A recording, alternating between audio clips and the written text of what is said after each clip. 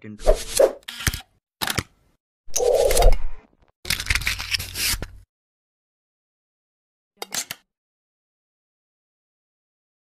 Assalamualaikum warahmatullahi wabarakatuh. Halo teman-teman, ketemu lagi dengan saya Anita dari jurusan Pendidikan Guru PAUD Universitas Negeri Makassar.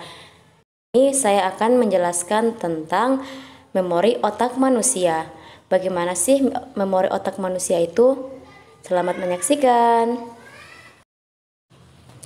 Bagian 7, memori otak manusia. Memori otak manusia.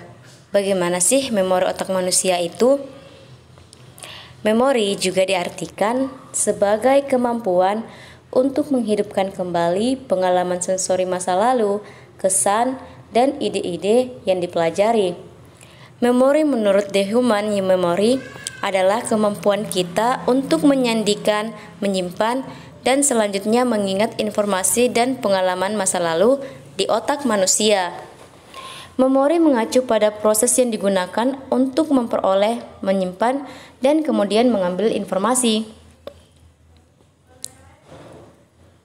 Lalu proses terbentuknya memori.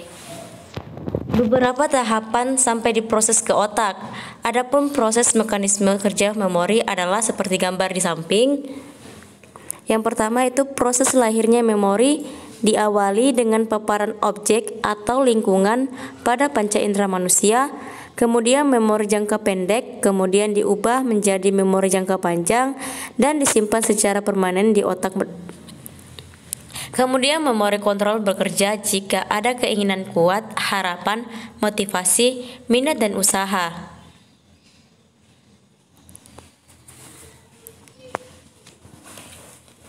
Lalu adapun klasifikasi memori yang pertama yaitu memori implisit, yang kedua memori prosedural, yang ketiga memori eksplisit, yang keempat memori semantik, dan yang terakhir itu ada memori episodik.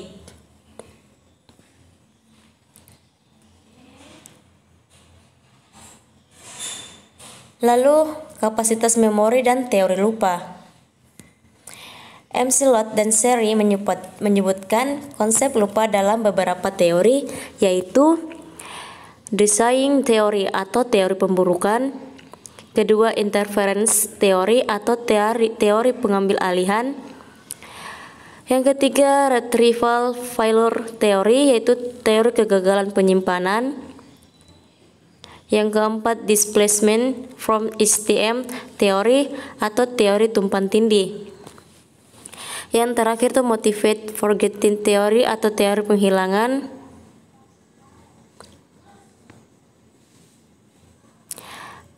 Meningkatkan kemampuan memori otak. Berikut beberapa kebiasaan yang baik untuk dilakukan agar daya ingat bisa terjaga menurut Seri dan Adrian, diantaranya seperti memperhatikan asupan gizi, menyempatkan berolahraga,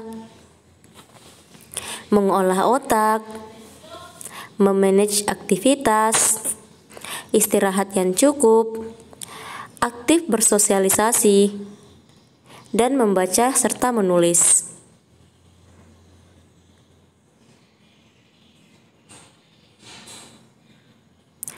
Adapun gangguan memori adalah kondisi ketika otak memiliki kesulitan untuk menyimpan, mengendalikan, dan mengingat kembali memori. Gangguan memori bisa berkembang menjadi lebih buruk.